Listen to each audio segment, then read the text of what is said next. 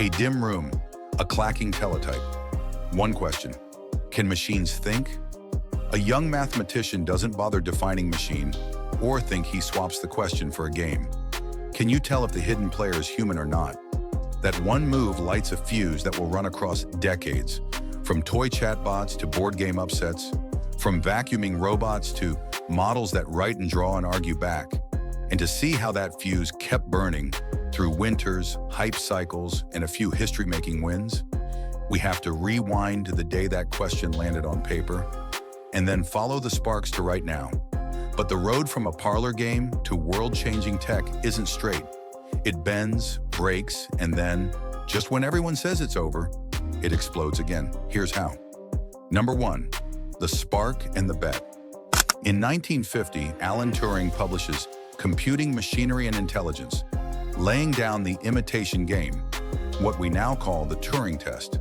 He doesn't promise magic, he proposes a practical yardstick. If you can't reliably tell a machine from a person in conversation, the machine counts as intelligent enough. It's clear, bold, and re-aims the target from philosophy to engineering. 6 years later, a small summer workshop at Dartmouth gives the dream its name: artificial intelligence. John McCarthy and friends gather with a wild bet that every part of intelligence can be described precisely enough to simulate. That bet will pull in researchers for generations. Number 2, first steps and the first chill. The 1960s feel like liftoff. In 1961, Unimate clocks in at a General Motors plant, the first industrial robot on a factory line. It doesn't think, but it repeats dangerous, hot tasks without getting tired, and it proves machines can change real-world work. Around the same time, Eliza, a cheeky program by Joseph Weizenbaum, mirrors your words like a therapist, and people instantly start opening up to it. The program is simple, the human response is not. Then the 1970s bite. Funding dries up, promises outrun progress, and the field hits what's now called an AI winter. The message from the outside world is blunt: come back when it works. Number 3, rules, experts, and a comeback. In the 1980s, expert systems bring AI back to the office. The most famous, R1/XCON, helps configure DEC's complex computer orders. Instead of human engineers juggling thousands of rules, the software does it, saving real money and errors. This is not sci-fi. It's operations, and it works. Meanwhile, a quieter revolution lands in 1986.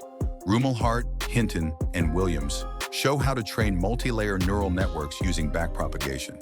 It's math meeting compute, and although the hardware is too small to make it shine yet, the recipe is on the table. When the world finally has the data in GPUs, this old idea will come roaring back. Number 4, televised wins and the data deluge. In 1997, IBM's Deep Blue beats world chess champion Garry Kasparov in a full match. It's part raw compute, part strategy, and completely headline-friendly. People argue about what it means, but one thing is obvious: specialized machines can master elite human domains. 2 years later, Sony's AIBO trots into living rooms, a charming robotic pet that hints at emotional bonds with machines. The public is watching now. The 2000s shift the center of gravity to data.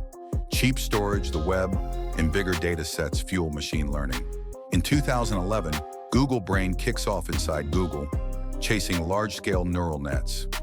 In 2011, IBM's Watson then wins Jeopardy, processing puns, clues, and trivia at game speed.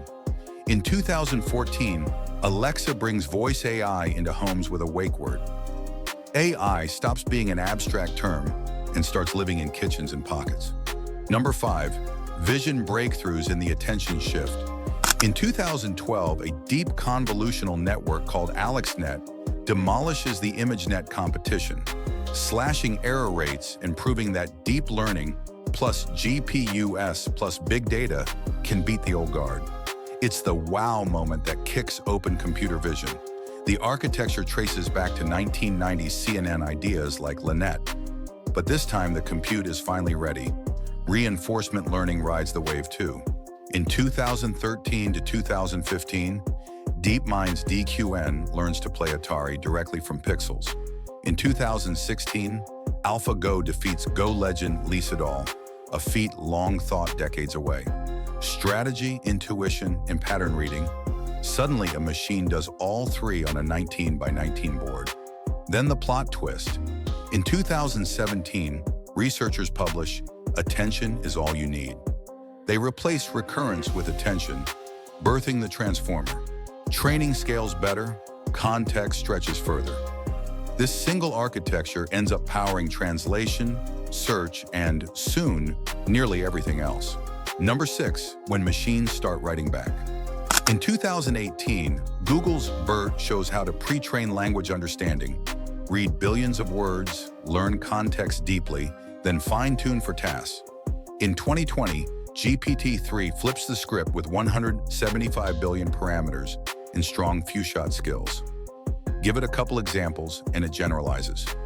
What once needed task-specific training now works with a simple prompt. November 2022 is a culture moment. ChatGPT wraps these ideas in a chat interface. Suddenly, writing drafts, answering questions, and explaining code feel like texting a helpful, fast reader. Within months, hundreds of millions try it. By 2024 to 2025, weekly users cross into the hundreds of millions and beyond, and multimodal models, text, image, audio, become normal conversation partners. The tech moves from cool demo to daily tool. Number 7, the guardrails era, ethics, safety, and real-world stakes. As AI shows up in hiring, medicine, education, and law, the stakes get real. Researchers push for transparency and bias checks. Companies ship alignment updates. Governments draft rules. Tooling appears to audit data sets, probe models, and explain decisions. The theme of the 2020s is clear. Not just can it work, but should we deploy it like this, here, now? AI shifts from lab sport to civic infrastructure. At the same time, models stop being just brains in a box. They become doers, agents that plan steps, call tools, browse, run code, and work across apps. The promise is boring and huge. Schedule, summarize, draft, verify, troubleshoot, on demand, across domains. And that sets up the question of the decade. Number 8, today's playbook, how humans stay in the loop. Right now, the winning pattern is human-AI teams. Let the model generate and let people set goals, critique, and decide. In hospitals, AI flags scans. Radiologists confirm. In classrooms, AI drafts feedback. Teachers tailor it to kids. In research, AI combs papers. Scientists test the ideas. The point isn't to replace judgment, it's to upgrade it. And yes, there are limits. Models hallucinate when data is thin, mirror biases when data is skewed, and they can be overconfident. So the modern workflow adds guardrails, citations, retrieval from trusted sources, sandboxes for code, and human sign-off. We've learned the hard way that smart autocomplete needs supervision, just like a brand new intern who works at lightning speed. Number 9, what comes next and what it demands. First, efficiency. Models are getting cheaper and greener per token. Smaller specialized systems, sometimes open weight, are racing alongside giant ones. Expect a split.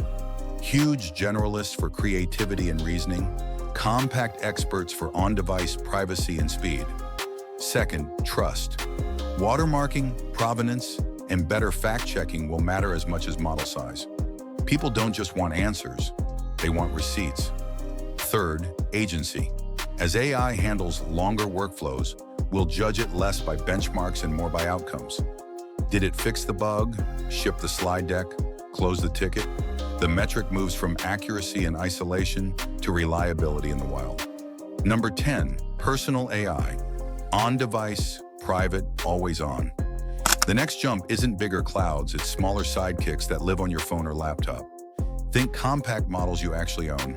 Approximately 1 to 3 billion parameter language models that run locally with 4 to 8 gigabytes of RAM or an NPU, giving first token latency under approximately 150 milliseconds and 10 to 30 tokens per second on consumer gear.